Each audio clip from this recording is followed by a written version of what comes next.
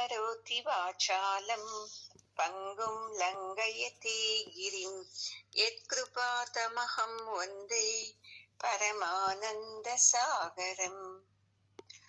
ఓం సహనావవతు సహనౌ భునక్తు సహ వీర్యం కరవావహై తేజస్వినావధీతమస్తు మా విద్విషావహై. ఓం శాంతి శాంతి శాంతి. గురువు గారి పాదాలకు, జగద్గురు కృష్ణుని పాదాలకు నమస్కారం చేద్దామండి. ఈరోజు 41వ శ్లోకము. అధర్మాభిభవాత్ కృష్ణ ప్రదుష్యంతి కులస్త్రియః స్త్రీషు దుష్టాసు వార్ష్ణేయ జాయతే వర్ణ సంకరః.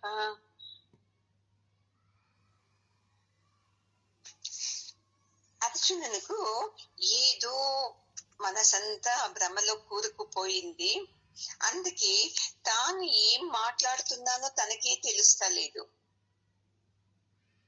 అందుకే కృష్ణునికి ఒకటే సమంగా బుద్ధివాదాలు తను చెప్తున్నాడు. ఎప్పుడు పెద్దవాళ్ళు చిన్నవాళ్లకు చెప్తారు కదా, గురువు శిష్యునికి చెప్తారు. ఇక్కడ అర్జునునికి ఆ యుద్ధరంగంలో తన ఎదురు సైన్యంలోని తన బంధువులను చూసిన వెంటనే మనసంతా ఒకలాగా అయిపోయింది. తనేం మాట్లాడుతున్నానో తనేం చూస్తున్నానో అది వెళ్ళిపోయేసింది. తానే కరెక్ట్, కృష్ణుడు చెప్పేది తప్పు అని ఈ అధ్యాయంలో కృష్ణునికి బుద్ధి చెప్తున్నాడు. ఇది తప్పు, ఈ ధర్మం నీకు తెలియదు, తెలిసింటే నువ్వు ఇలా యుద్ధం చేయమని చెప్పేవాడివి కాదు కదా. నువ్వే నాకు బుద్ధి చెప్పాలి, ఇలా చేయాలి అదా చేయాలి అని. అలాంటిది నేను నీకు చెప్పాలన్నా నీకు కాదు కృష్ణ. ఇలా మనమంతా యుద్ధంలోనే సైనికుల్ని చంపామంటే వాళ్ళ భార్యలు ఏమవుతుంది, వాళ్ళ గతి? వాళ్ళకి పిల్లలుంటే ఆ పిల్లల గతి ఏమవుతుంది? అప్పుడు ఆ వయసులో ఉన్న భర్తలు చనిపోతే భార్యలు ఏం చేస్తారు? అడ్డదారికి వెళతారు, వేరే వాళ్ళతో సంబంధాలు పెట్టుకుంటారు. అప్పుడు వాళ్ళ పుట్టే బిడ్డలు చూడండి, అడ్డదారిలో వెళ్ళాక పుట్టే బిడ్డలతో వాళ్ళకు ఏ జాతి వస్తుంది? ఆ బిడ్డలకు ఎంత దూరాలోచన చూడండి. తల్లి వేరే తండ్రి వేరే అయిపోతారు. అప్పుడు బిడ్డ ఏ జాతి అనుకోవాలి? అప్పుడు తల్లి జాతినా తండ్రి జాతినా? ఇవంతా వర్ణ సంకరాలు కావా కృష్ణ? ఎందుకు నీకు అర్థం అవుతా లేదు అని తనకు తెలిసినట్టు ధర్మ సూక్ష్మం గురించి ఇక్కడ పరమాత్మనికి చెప్తూ ఉన్నాడు. మనకు అంతే, ఏదన్నా మనసుకు ఒక అఘాతం కలిగింది అనుకోండి, ఇంట్లో ఏదో విషయము, అప్పుడు మనము ఈ సత్సంగం విన్నదంతా వెళ్ళిపోయేస్తుంది. వెళ్ళిపోయి మళ్ళీ యథా ప్రకారం మన స్వభావంలోకి పోతాము. మళ్ళీ మనకు తోచినట్టే యోచిస్తాము. ఓ ఇది తప్పైపోయింది, ఇది తప్పైపోయింది, ఇది ఇలా చేయకూడదు, ఇలా యోచించకూడదు, ఏదేదో వచ్చేస్తుంది. చూడండి, మీరు ఇన్ని ఏండ్ల నుంచి సత్సంగం వింటున్నారు. పాత వాళ్ళు ఇంట్లో ఏదన్నా ఒక చిన్న సమస్య జరిగితే మీరు తక్షణము ఈ సత్సంగం జ్ఞానం మర్చిపోయేస్తారు, మీ బుద్ధిలాగే యోచిస్తారు. పరమాత్ముడు ఏం చెప్పాడు? ఏ విషయం జరిగినా బాధపడకూడదు, భయపడకూడదు, ధైర్యంగా ఉండాలి. అందరికీ వచ్చినట్లే సమస్య నాకు వచ్చింది, నాకేం వేరు కాదు. అందరూ ఏడుస్తారు, అయితే నేను ఈ సత్సంగం జ్ఞానం నుండి నేను ఏడుసను, ధైర్యంగా ఎదుర్కొంటాను అని అనిపిస్తుందా మనకు? వెళ్ళిపోయేస్తుంది. పక్కింటి ఆమె ఇలా అంది, ఎదురింటి ఆమె ఇలా అంది, ఇంట్లో వాళ్ళు ఇలా అన్నారు, మా బంధువులు ఇలా అన్నారు. ఓ అందులోనే కొట్టుకొని వెళ్ళిపోయేస్తాం. ఎందుకంటే మన ప్రారంధం అలాంటిది. ఏదే కానీ నేను ఈ సత్సంగం జ్ఞానంతో నడుస్తాను అని మీకు బలంగా రావాలి చూడండి. అప్పుడే మనం నిలబడ్డానికి అవుతుంది. ఇలా వింటాము సత్సంగాన్ని, అలా వదిలేస్తాము అంటే జీవితంలో ఏ చిన్న సమస్యలు వచ్చినానో మీరు అయ్యో ఇలాగైంది ఇలాగైంది ఇలాగైంది అని అనేస్తారు. చూడండి, మొన్న ఒకరు చనిపోయారు. వాళ్ళ బంధువులు ఏమంటున్నారు తెలుసా? అయ్యయ్యో చనిపోయేసరి మా ఇంట్లో మేము ఎన్ని దేవస్థానాలకు వెళ్ళామే, వెళ్ళింది వేస్ట్ అయిపోయింది కదా, ఈమె చనిపోయింది కదా అంటారు. కాదండి, మీరు ఎన్ని దేవస్థానాలకు వెళ్ళండి, వెళ్ళకుండా ఉండండి, ఆమె చావు వచ్చాక చనిపోయేది తథ్యమని సత్సంగం జ్ఞానం నుండి బాగా తెలుసు మనకు. అయినాను మనసులో వేస్ట్, మేము ఆ ఊరికి వెళ్ళింది వేస్ట్, ఆ దేవునికి వెళ్ళింది వేస్ట్, ఇంట్లో ఈమె చనిపోయేసింది అని లింక్ పెట్టేస్తుంది ఈ అజ్ఞానం మనసు. ఎవరు సత్సంగం వింటుంటారో వాళ్ళ మనసు ఎప్పుడు అలర్ట్ గా ఉండాలి, హుషారుగా ఉండాలి. ఏమి జరిగినానో దాంట్లో పాజిటివే చూడాలి.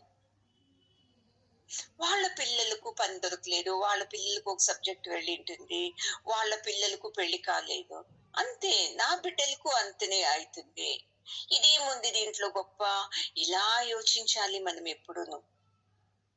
లేదు అంటే అర్జునులాగా ఈ భ్రమలో కూరుకు వెళ్ళి తానే కరెక్ట్ అని చెప్పి కృష్ణునికి బుద్ధివాదం చెప్పినట్టు మనము ఇంకొకరికి చెప్పేకి వెళ్ళేస్తాము. ఇన్నేళ్లు విన్న ఈ జ్ఞానం ఏమైపోతుంది, ఒక క్షణంలో మాయలో పడిపోయేస్తుంది. ఏముందో అదే సరి అంటున్నాం. అలాగే సేమ్ చూడండి, అర్జునుడికి మన స్వభావం ఎంత బాగుంది అని. అందుకే అర్జున అందుకే పరమాత్మ నేను యుద్ధం చేయను, నేను యుద్ధం చేశానంటే వాళ్ళు సైనికులంతా చనిపోతారు, ఏం వయసు అయింది వాళ్ళు వస్తారా యుద్ధానికి, నీకు అర్థం కావట్లేదా? చూడండి ఎంత బాగుంది ఇతనిది క్వశ్చన్. యుద్ధం చేయాలంటే శక్తి ఉండాల. యవ్వనంలో ఉండేవాళ్ళు బాగా శక్తి ఉండేవాళ్ళు వస్తారు, కానీ వయస్సు ఉండేవాళ్ళు, కళ్ళు కనపడుకో ఉండేవాళ్ళు, చేత కాని వాళ్ళు యుద్ధానికి వస్తారా? పోనీలే వయసు అయింది చనిపోయారులే అనుకోవచ్చు. అందరూ సంసారాన్ని నిభాయించే వాళ్ళు వస్తున్నారు యుద్ధానికి. అలాంటి వాళ్ళని నేను చంపానంటే నాకు మంచిదవుతుందా? నేను అధర్మంలోకి వెళ్ళిపోనా? అర్థం చేసుకో కృష్ణ, పాపము వీళ్ళ భార్యలంతా విధవలయ్యి అడ్డదారిలు తొక్కరా అని చెప్పిందే చెప్తున్నాడు చూడండి. లాస్ట్ శ్లోకంలో అదే చెప్పాడు, దాని వెనకాల శ్లోకంలో ఇదే చెప్పాడు. మనకు అంతే, బుద్ధి ఇలా మూసుకుని వెళ్ళినప్పుడు చెప్పిందే చెప్తుంటాము, చెప్తామా లేదా ఇంట్లో? వేరే ఎవరికైనా కానీ అయ్యో మా ఇంట్లో ఇలా అయిపోయింది అని దాన్ని ఎంతమందికి చెప్పినా సమాధానం కాదు. అరే సమస్యలు అందరికీ వస్తది, నాకు వచ్చింది, నేను ఈ జ్ఞానంతో ఎదురిస్తాను, ఇది రావాలి చూడండి. అది లేక అయ్యో ఇలా అయిపోయింది అని నువ్వు కొరుకుతున్నావంటే ఈ సత్సంగం జ్ఞానము తలలోకి వెళ్ళింది కానీ మనసులోకి వెళ్ళలేదు అని అర్థం. చెవులోకి వెళ్ళింది, మనసులోకి వెళ్ళలేదు అని అర్థము. అలాగే కృష్ణుడు చూస్తూ ఉన్నాడు, ఏంది ఇలా మాట్లాడుతూనే ఉన్నాడు కదా, ఎంతసేపటి నుండి నాకే బుద్ధి చెప్తున్నాడు కదా అని ఇలాగే వాని ముఖం చూస్తూ ఉన్నాడు. మళ్ళీ షురువు చేస్తాడు. శంకరో నరకాయైవ కులజ్ఞానాం కులస్య చ పతంతి పితరో హేష్యం లుప్త పిండోదక క్రియా. నెక్స్ట్ శ్లోకము చెప్పేస్తాను. రెండును కొద్దిగా ఒకలాగే ఉంది. దోషైరేతైకుల జ్ఞానం వర్ణ సంకర కారకైః ఉత్సాద్యంతే జాతి ధర్మాః కుల ధర్మాశ్చ శాశ్వతాః. చూడు, ఇంతే కాదు కృష్ణ, ఇంకా ఏమవుతుంది తెలుసా? అప్పుడు జాతి అంతా మిక్స్ అయిపోతుంది. ఎవరు ఏ జాతి అని చెప్పే కాదు. అప్పుడు ఏమైతుంది, ఇలా ఒక్కరింట్లో ఈ తల్లి ఒక జాతి, తండ్రి ఒక జాతి, బిడ్డలే జాతి, ఇలా వచ్చేస్తుంది కదా. ఇవంతా ఏమి నరకంకి వెళ్ళినట్టే కదా. అలాంటి బిడ్డలకు పెళ్లి కావాలి అంటే ఎంత కష్టం యోచించు. ఏ కులంలోని వధువు తేవాలి, లేకుంటే వరుణ్ణి తేవాలి? నీవే చెప్పు కృష్ణ. ఇలా వర్ణ సంకరం అయిపోతుంది కదా. పోనీ అది ఒక పక్కలో పెట్టు, పెళ్లిది. ఇప్పుడు వాళ్ళ పూర్వజులకు పిండం పెట్టాలి అంటే ఈ బిడ్డలు పెడితే వాళ్లకు ముక్తి లభిస్తుందా? ఎందుకంటే తల్లి వేరే జాతి, తండ్రి వేరే జాతి. ఇలా జాతి సరిగ్గా లేకున్నప్పుడు ఆ పూర్వజులకు పిండం పెడితే వాళ్ళు ఆనందంగా ఉంటారా? పోనీ పుణ్యక్షేత్రాల్లో తర్పణం విడిస్తాం కదా, అది వాళ్ళకు అందుతుందా? వాళ్ళంతా ఏమవుతారు? అదో లోకానికి వెళ్ళిపోతారు కృష్ణ. ఇలాంటి ధర్మాలు, ఇలాంటి కుల ధర్మాలు, ఇలాంటి వర్ణ సంకరాల నుండి ఏమవుతుంది, మన జాతి అంతా నాశనం అయిపోతుంది. దీని గురించి కొద్దిగా యోచించు. నీవు ఇది యోచిస్తానే లేదు నీకు.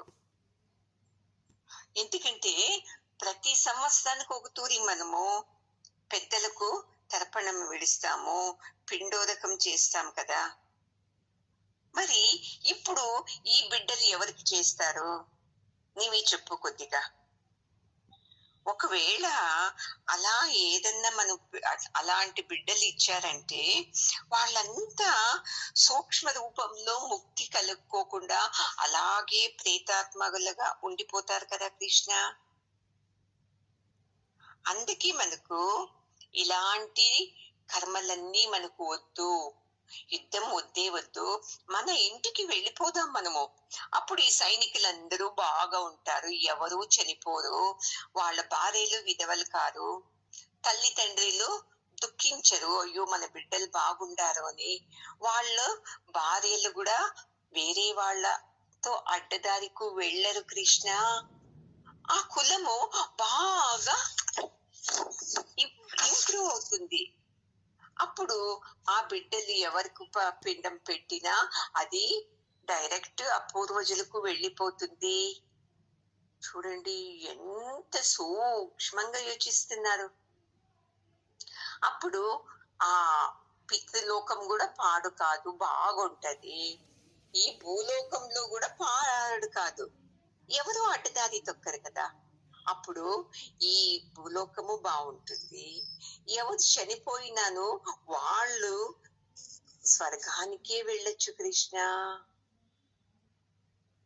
అబ్బా చూడండి, మనసు కిందికి వెళ్ళిపోయింది అంటే తమకు తోచినట్టే ఏదేదో మాట్లాడేస్తాడు. నాకు తెలుసు నాకు తెలుసు అని. అందుకే మనం ఎప్పుడు అంటే జ్ఞానం జ్ఞానం జ్ఞానం ముఖ్యం. చూడండి, ఈ సత్సంగం జ్ఞానాన్ని నింపుకుంటూ ఉండాలి. మన లోపల ఆల్రెడీ నిండుకున్న, మొదటి జన్మల నుండి నిండుకున్న ఈ అజ్ఞానాన్ని అంతా తీస్తూ ఉండాలి. రెండు నడవాలి. చూడండి, ఈ జ్ఞానం లోపలికి వెళ్ళాలి, అజ్ఞానంతో ఏదేదో యోచించి పెట్టుకున్నాం కదా దాన్ని ఒక సైడ్ నుండి కిందికి తోసేయాలి. అప్పుడైతే మనము ఆనందంగా ఉండేకి సాధ్యమవుతుంది. చూడండి, లేదు అంటే ఇవే క్వశ్చన్లు మనసులో. గురువుని నువ్వెందుకు తిట్టాలి, ఎవరో ఒకరు అంటున్నారు, గురువు గారిని తిడుతున్నారు కదా, మీ పైన నాకు చాలా కోపం వచ్చింది అని. అరే, ఎందుకు తిట్టకూడదు? యోచించండి. మీరు తిట్టొచ్చు గురువు గారిని, ఇంకొకరు తిట్టకూడదు. ఇది రూల్స్ చూడండి. అజ్ఞానం బుద్ధులు ఇవన్నీ మనకు.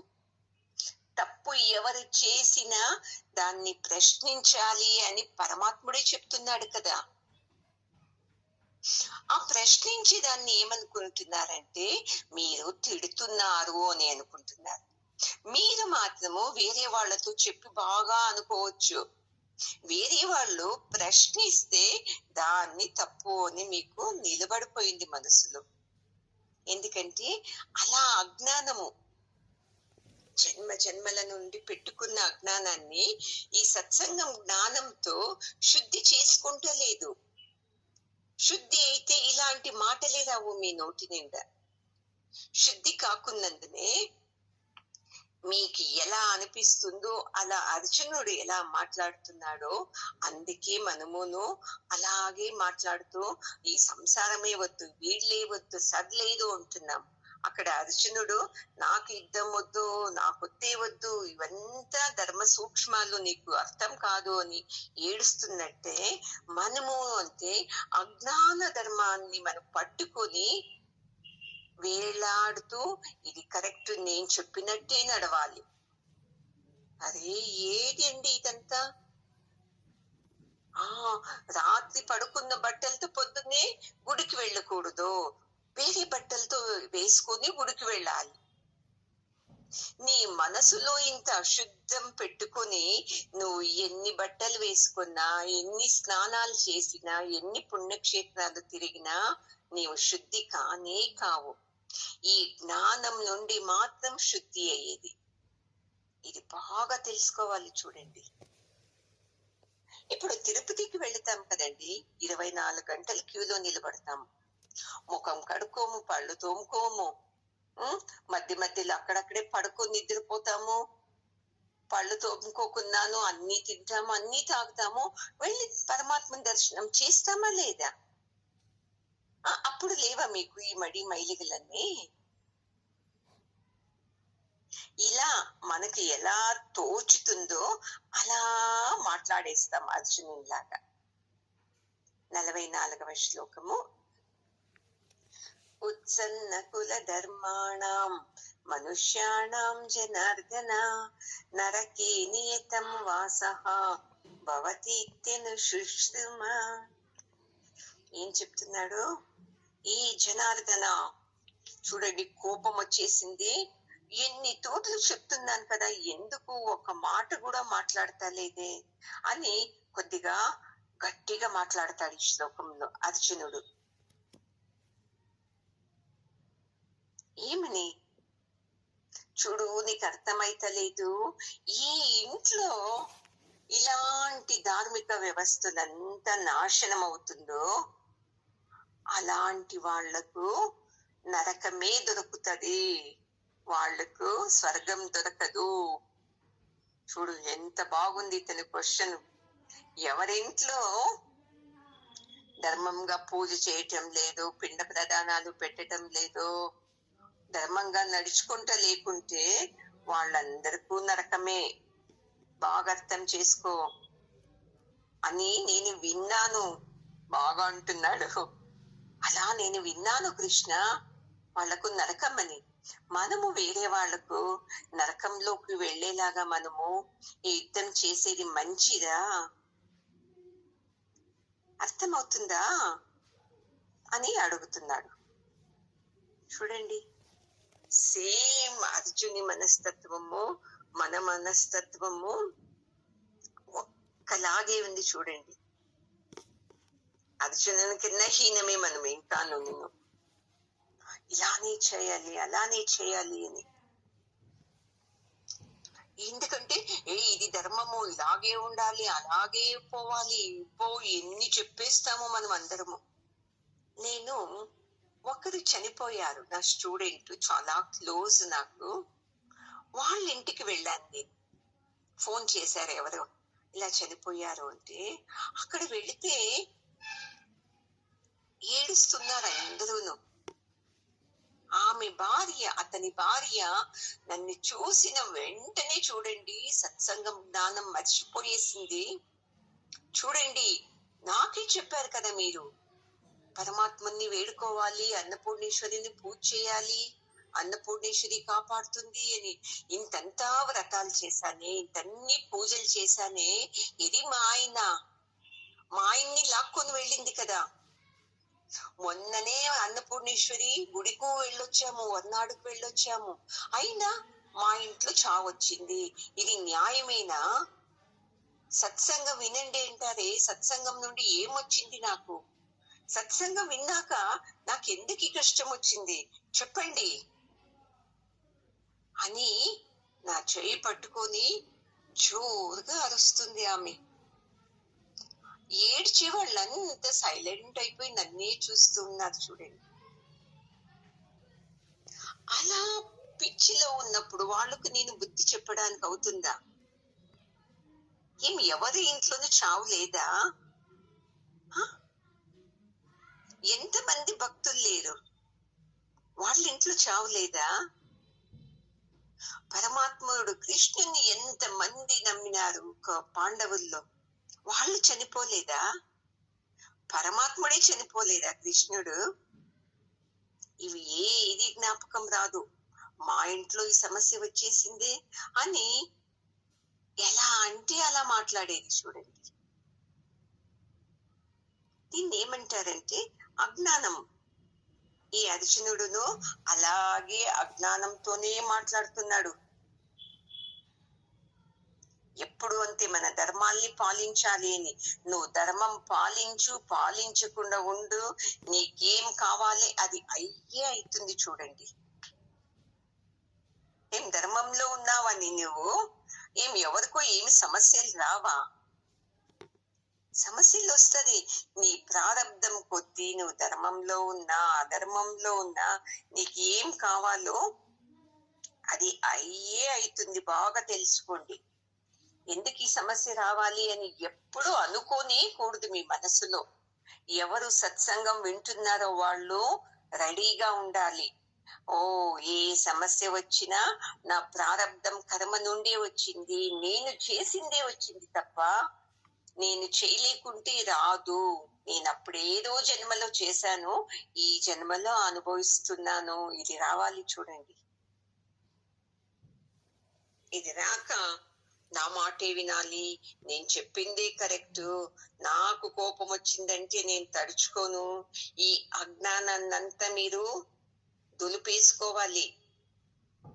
ఇవి ఎప్పటికీ మీకు ఆనందాన్ని మిమ్మల్నే నాశనం చేస్తుంది చూడండి. ఒకరి మీద కోపం పెట్టుకుంటే వాళ్ళ మీద ద్వేషం వచ్చేస్తుంది. కోపము ద్వేషము ఉన్న వాళ్లకు పరమాత్ముడు కనబడతాడా చెప్పండి? అలా అర్జునుడు పరమాత్మునికి ఇలా ప్రశ్నిస్తూ, అందుకే నేను ఆ నరకానికి వెళ్లే వాళ్లకు నేను పంపించును. యుద్ధం చేస్తే వాళ్ళు నరకానికి వెళ్తారు, నేనే పంపినట్టు అవుతుంది. అందుకే నేను యుద్ధం చేయను అనేసి జోరుగా ఏడిసేస్తాడు. అహో బత మహత్ పాపం కర్తుం వ్యవసిత వయం యద్రాజ్యసుఖలోభేన హంతుం స్వజనముద్యతాః. అయ్యో, అహోబత అంటే అయ్యయ్యో, ఏం పొరపాటు చేస్తున్నాము. మాకు రాజ్యం కావాలి అనే ఆశతో మన బంధువులందరినీ చంపటానికి వెళ్తున్నాం కదా. ఎంత మహాపాపం చేస్తున్నాం అర్జున, చేస్తున్నాం కృష్ణ. నీకు కనబడతానే లేదు ఇవన్నీ. వద్దప్పా వద్దు, నాకు ఈ రాజ్యమే వద్దు. ఎలాంటి తప్పు చేస్తుంటిని, నా చేతులారానే నా తాతను, నా గురువుని, నా సహోదరుల్ని, నా దాయాదుల్ని, నా బంధువులందరినీ నేను చంపేకే వెళుతూ ఉంటి కదా. అమ్మా, ఇప్పటికైనా నాకు బుద్ధి వచ్చింది, నేను ఇంకా ఈ యుద్ధం చేయను, ఈ పాపం మూటగట్టుకోను అనేసి తన చేతిలో ఉన్న గాంధీవాన్ని కింద పెట్టేసి కూర్చొని తల మీద చేయి పెట్టుకొని అయ్యో అని కొరుగుతూ ఉన్నాడు. అయ్యో ఎంత పెద్ద తప్పు అయిపోతా ఉన్నింది కదా అని. ఎందుకు ఇలా అర్జునుల్లో వచ్చింది అంటే, అర్జునుడు మంచి సుగుణాల బుద్ధితో పెరిగినవాడు. కుంతీదేవి తన బిడ్డలందరకు ధర్మం ధర్మం ధర్మమే గురించి చెప్పేది. మళ్ళీ బంధువులు, పెద్దవాళ్ళు, గురువులు అందరూ ధర్మం గురించి చెప్పారు. అలా ధర్మం గురించి చెప్పి అలాగే వింటూ అలాగే జీవించి వచ్చినాడు అర్జునుడు. ధర్మమే వైపే తాను నిలబడింది. ఎప్పుడూ అంతే, ధర్మానికి ఎదురుగా వెళ్ళనే లేదు అర్జునుడు అంతే, పాండవులందరూ అంతే. చూడండి, వాళ్ళు పగడా ఆట ఆడుతున్నారు కదా, అప్పుడు ద్రౌపదికి అవమర్యాద అవుతుంది. కౌరవులందరూ అవహేళన చేస్తారు, నవ్వుతారు. అయినాను తల వంచుకొని కూర్చున్నాడు. ఎందుకు? మేము ఓడిపోయాము ఈ ఆటలో. ఓడిపోయాక మేము మాట్లాడితే అది అధర్మం కదా. మొదటే మేము నిర్ణయం చేసుకున్నాం కదా, ఓడిపోతే నీవిలా, నేను గెలిస్తే ఇలా అని. ఇంత తెలిసాక నేను ఓడిపోయిన తర్వాత నేను మాట్లాడకూడదు కదా. చూడు ఎంత ధర్మం ఆచరణిస్తా ఉన్నాడు. అందుకే ఇప్పుడు కులమైన ధర్మము ఈ సమాజం గురించి అతనుకు చాలా బాధ కలుగుతుంది. మా నుండి కుల ధర్మం నాశనం కాకూడదు, సమాజంలో అందరూ ఆనందంగా ఉండాలి. ఇలా ఎవరికి వస్తుంది చెప్పండి? మనకైతే అయ్యో నేను నా కుటుంబం బాగుంటే చాలు అని. అయితే అతనుకు అలా కాదు. అతనుకు చిన్నప్పుడు వాళ్ళు గురువు గారే చెప్పారు కదా, మాతృదేవో భవ, పితృదేవో భవ, ఆచార్య దేవో భవ, అతిథి దేవో భవ అని. ఇప్పుడు ఈ యుద్ధ రంగంలో పితృలు ఉన్నారు, ఆచార్యులు ఉన్నారు, ఎంతో మంది అతిథులు ఉన్నారు కదా. వీళ్ళ మీద నేను ఎలా యుద్ధం చేయడం అని వాళ్ళందరినీ చూస్తుంటే అర్జునునికి ప్రేమ కలుగుతుంది. కానీ వీళ్ళు నా శత్రువులు అని కనబడతానే లేదు. ఎందుకంటే మన మనసు ఎలాగా ఉంటాదో మనకు బయటను అలాగే కనబడుతుంది కదా. అర్జునుని మనసు సాత్వికంగా ఉంది. అందుకే తన ఎదురు సైన్యంలోనూ తన శత్రువులు వాళ్ళు అయినాను, శత్రువులందరి ముఖంలోనూ అతనుకు ప్రేమనే కనబడుతూ ఉంది. చూడండి, ధృతరాష్ట్రుని బిడ్డలు పాపిలు భ్రష్టులు, వాళ్ళని నేను చంపడమ్మా అని వస్తా లేదు. అయ్యో మా బంధువులు కదా, నా దాయాదులు కదా, ఇలా చేయకూడదు కదా, ఇది ధర్మానికి విరుద్ధం కదా అని ఇలా బాధపడుతున్నాడు. చూడండి, ఇది సాత్వికమైన బాధ. చూడండి, అదే రాజసిక బాధ అయితే చంపు, వాళ్ళని కొట్టు, మాకు అన్యాయం చేశారు, వాళ్ళు నాశనం కావాలి అంటాం. ఎవరిలో సాత్విక గుణాలు ఉంటారో వాళ్ళు ఎదుట వ్యక్తికి ఎక్కువ గౌరవం ఇస్తారు. చూడండి, అర్జునిలాగా. 46వ శ్లోకం. యది మామ ప్రతీకారం అశస్త్రం శస్త్రపాణయః దార్తరాష్ట్రారణే హన్యుః తన్మే క్షేమతరం భవేత్. చూడుపా కృష్ణ, ఒకే మాట లాస్ట్ చెప్తాను, ఇంకేమీ చెప్పను. ఎందుకంటే నీవు ఉలుకు పలకలేక ఊరికి నేను చెప్పేది వింటున్నావు, కానీ ఒక్క మాట మాట్లాడతా లేదు. ఇప్పుడు ధృతరాష్ట్రుని బిడ్డలు వచ్చి నన్ను చంపినా పర్లేదు, నాకు ఆనందం అవుతుంది. చూడండి పాపము, నా చేతిలో ఇప్పుడు గాంధీవం లేదు, ఎందుకంటే కిందకు వేసేసాను, ఏది లేదు నా చేతిలో. ఇప్పుడు సడన్ గా ఆ శత్రువులు నన్ను చూసి వాళ్ళ ఆయుధాలతో నన్ను చంపి నాశనం చేసిన నాకు బాధ కలగదు, ఇంకా మంచిది అవుతుంది. నా నుండి అందరూ చనిపోయే బదులు వాళ్ళే నన్ను చంపేస్తే చాలా మంచిది. కృష్ణ అర్థమవుతుందా అని ఎంత బాగా చెప్తున్నాడు చూడండి. మనము ఇలాగే అజ్ఞానంతో సత్సంగం వింటున్నాను, జ్ఞానం సంపాదిస్తున్నాను అనుకుంటాము. అయితే ఇంకొక రూట్ లో అజ్ఞానంతోనే ప్రవర్తిస్తూ ఉంటాము. ఎప్పుడు అంతే బాగా అందరికీ ఒక నిశ్చయం ఉండాలి, ఒక గురి ఉండాలి. మన ఉద్దేశం ఇక ముందుకు ఎలాగా, ఈ రూట్ లో నేను వెళ్ళాలి అని మనకు ఉద్దేశం లేదు, ఏది లేదు. వాళ్ళని చూస్తాము, వాళ్ళలాగా ఉండాలి అనుకుంటాము. ఎదురింటి వాళ్ళని చూస్తాము, వీళ్ళలాగా ఉండాలి అనుకుంటాము. ఇలాగే మన జీవితం అంతా చేశాం చూడండి. అక్కడ అర్జునుడు యుద్ధరంగంలో ఏడుస్తున్నాడు. మనము చిన్న చిన్న విషయాల్ని పట్టుకొని పరమాత్మనే ప్రశ్నిస్తూ ఎలాగా అని మనము ఈ సంసార రణరంగంలో మనము ఏడుస్తున్నాం. మన ఇద్దరికి ఏది డిఫరెంట్ లేదు చూడండి. 3 లోకాల్ని గెలిచిన చాలా ధీరుడు. అలాంటి ధీరుడే ఇప్పుడు తల మీద చేయి పట్టుకొని నేనేం చేస్తును కృష్ణ అని ఏడుస్తూ ఉన్నాడు. లాస్ట్ శ్లోకం. సంజయ ఉవాచ ఏవముక్త్వార్జున సంఖ్యే రథోపస్థ ఉపవిశత్ విసృజ్య సశరం చాపం శోకసం విఘ్నమానసః. ఇవన్నీ చూశాక, అర్జునుని మాటలు, కృష్ణుడి ఇవన్నీ చూశాక అర్జునుడు ఇప్పుడు చెప్తున్నాడు ధృతరాష్ట్రునితో. ఏమని? చూడు మహారాజా, ఇప్పుడు యుద్ధరంగంలో ఇలా మాట్లాడాడు కదా అర్జునుడు దుఃఖంతో.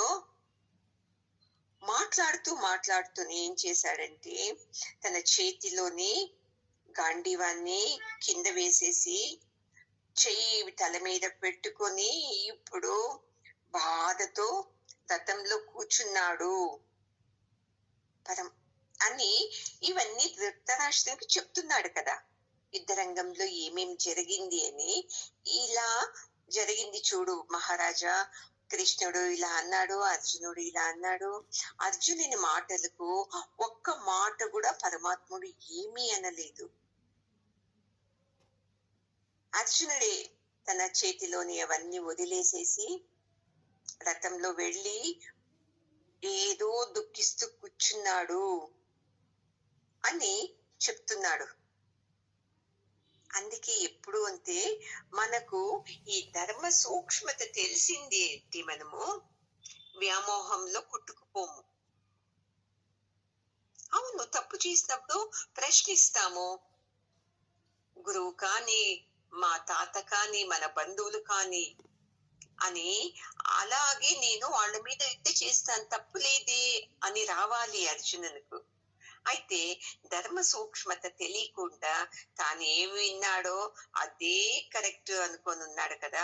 అందుకే ఏం చేస్తున్నాడు, నాకు యుద్ధం వద్దే అనేసి కింద గాంధీవం వేసేశాడు. నేను ఎంత 3 లోకాలను గెలిచిన ధీరుడు అనేది మర్చిపోయినాడు. ఎందుకంటే ఈ వ్యామోహంలో పడి, నాకు వీళ్ళతో యుద్ధం చేయడానికి కాదు, ఒకవేళ నేను ఓడిపోతానో ఏమో. చూడండి ఎలాంటి వాళ్ళని గెలిచి వచ్చాడు.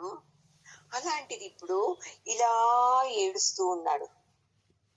మనము అంతే కదా, మన బిడ్డలు ఎన్ని తప్పులు చేస్తున్నానో వాళ్ళని ఏదేదో చెప్పి క్షమించేస్తాం. అది మన ఎదురింటి వాళ్ళు, మన బంధువుల బిడ్డలు ఏదో చిన్న తప్పు చేయని అమ్మో వాళ్ళనైతే గుచ్చి పెట్టేస్తాము. ఏ ఎదురింటి ఆమె బిడ్డ కొడుకు బుద్ధినే లేదు, ఎలాగంటే అలాగే మాట్లాడతాడు, ఎక్కడంటే అక్కడికి వెళ్ళిపోతాడు, మళ్ళీ వస్తాడు, మళ్ళీ వెళతాడు అని హీనంగా చెప్తాము. అదే మన ఇంట్లో కూడా అలాంటి పిల్లవాడే ఉన్నాడు కదా అని యోచిస్తామా? యోచించం. ఎదురింటి అబ్బాయి ఎగ్జామ్ లో ఒక సబ్జెక్ట్ పోతే అయ్యో నా బిడ్డలు ఎంత గ్రేట్ అంటాము. అదే మన ఇంటిలో ఒక సబ్జెక్ట్ పోయింది అంటే అయ్యో అని దుఃఖిస్తాము. వ్యామోహం, అజ్ఞానంది వ్యామోహం ఎవరికి ఉంటుందో వాళ్ళు ఇలాగే ఉంటారు చూడండి. తమ బిడ్డల్ని క్షమిస్తారు కానీ వేరే వాళ్ళని ఎవరిని క్షమించరు. ఎందుకు మాట్లాడాలి మీరు అలాగా అని మాట్లాడేస్తారు. అదే నేను కూడా వీళ్ళతో ఇలాగే మాట్లాడుతున్నాను కదా అని అర్థమే కాదు వాళ్లకు. ఎందుకంటే వ్యామోహము, మళ్ళీ అహంకారం. నాకు తెలుసు, మా ఇంట్లో వాళ్లకు ఎక్కువ తెలీదు, నాలాగా వాళ్లకు బుద్ధి లేదు అని మనము ఇలా మాట్లాడుతూ మాట్లాడుతూ ప్రతి క్షణము యుద్ధం చేస్తూనే ఉన్నాము. బయటకి చెప్పము. కొంతమంది బయటికి కొట్లాడతారు, కొంతమంది బయటకు కొట్లాడేకి భయపడి లోపల్లో యుద్ధం చేస్తూనే ఉంటారు. వాళ్ళు సరిలేదు, వీళ్ళు సరిలేదు, మా ఆయన సరిలేదు, మా ఆవిడ సరిలేదు, మా అత్త సరిలేదు, నా బిడ్డలు సరిలేదు. అక్కడ కురుక్షేత్ర యుద్ధము 18 రోజులకు ముక్తాయమైంది. మనలో జరుగుతూ ఉండే ఈ యుద్ధము ఎన్ని రోజులు ఉంటారు చెప్పండి? మనము ఉండే వరకు ఆ యుద్ధం జరుగుతూనే ఉంటది. అక్కడ అర్జునుడు ఏం చేస్తున్నాడు? రాజ్యాని కోసము యుద్ధం చేస్తున్నాడు కదా. మనం ఏం చేయాలంటే మనలో ఈ చెడ్డ గుణాలు ఉంది చూడండి, కోపము, అసూయ, ద్వేష. నా కోపం ఎక్కువ, ఎంత గొప్పగా చెప్తారు, అయ్యో ఇంత చెడ్డ గుణం ఉంది కదా అని యోచన చేయరు. సిగ్గే ఉండదు వాళ్లకు. తాదేదో యుద్ధంలో గెలిచినట్టు నాకు భలే కోపం ఎక్కువండి అనేస్తారు. నేను తిన్న వెంటనే పడుకోవాలండి అనేస్తారు. తిన్న వెంటనే పడుకునేది ఎవరు? సోంబేరులు. ఇది అర్థం కాదు. కోపం ఎక్కువ నాకు అనేది నాలో చెడ్డ గుణం ఇది అని తెలీదు. ఏదో గొప్ప గుణం అనుకొని పొగుడుకొని చెప్తారు. అది కాదు మనకు కావాల్సింది. ఆ గుణాల మీద మనము యుద్ధం చేయాలి. ఇది చూడండి నిజమైన కురుక్షేత్ర యుద్ధము. అక్కడ యుద్ధ రంగంలో చేసేది కాదు. నాలో ఏదుంది? అసూయ ఉందా? దీని మీద యుద్ధం చేయాలి. నాలో ఏదుంది? కోపం ఉందా? దీని మీద యుద్ధం చేయాలి. నాలో ఏముంది? ద్వేషం ఉందా వేరే వాళ్ళ మీద?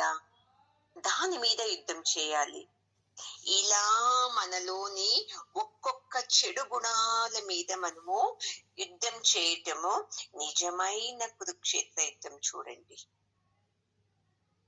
ఇలా కాకుండా ఊరికే నేను ఫోన్ లో వింటాను, సత్సంగంలో వింటాను, దేవస్థానంలో వెళ్తాను, నీవు ఎన్ని జన్మలు ఇలాంటి నాటకాలు చేసినా నీకు ముక్తి కలగదు. ఈ జ్ఞానం నుండి మన అజ్ఞానం బుద్ధి, మనలోని చెడ్డ గుణాన్ని ఎప్పుడు జయిస్తామో అది నిజమైన యుద్ధం చూడండి. కానీ ఈ జన్మలో ఒక గుణము, ఇంకొక జన్మలో ఇలా ఇలా ఇలా ప్రయత్నం అంటూ చేయాలి. అంతేకాని నా గుణమే సత్యము, నన్నే మీరందరూ మాట్లాడాలి అని పెట్టుకున్నావంటే నువ్వు నా అత్యంత హీనమైన నరకానికే వెళ్ళేది. ఇది బాగా తెలుసుకోవాలి చూడండి. ఈ జ్ఞానము మనల్ని అలా అలా అలా అలా తీసుకువెళ్ళాలి. లేదు అంటే మనము ఇలాగే ఉండిపోతాము. ఈ భగవద్గీతని నాకు కాశీకి 13 ఇస్వీలో మహాకుంభమేళానికి వెళ్లే రోజు షురుగు చేశారు మా గురువు గారు. ఈ భగవద్గీత తీసుకుని నేను చెప్పిస్తాను శ్లోకం అన్న వెంటనే ఎంతమంది కూర్చున్నాము అందరూ ఒక్కొక్కరే జారుకునేస్తారు. ఎందుకు? అమ్మో భగవద్గీత చెప్పిస్తారు, మళ్ళీ నువ్వు చదువు అంటే నాకు రాదు కదా, ఇదంతా మనకి ఎందుకు, ఇంకా వయసు ముందుకుంది కదా, జీవితంలో హాయిగా ఉండొచ్చు కదా అని అందరూ వెళ్ళిపోయారు. నేను చెప్పించుకున్నాను. అయితే నేను వదల్లేదు చూడండి. ఏదే కానీ నేను సాధించాలి. ఈ భగవద్గీత అర్థం తెలియదప్పుడు, నాకు ఒక్క శ్లోకం అర్థం కూడా నాకు తెలియదు.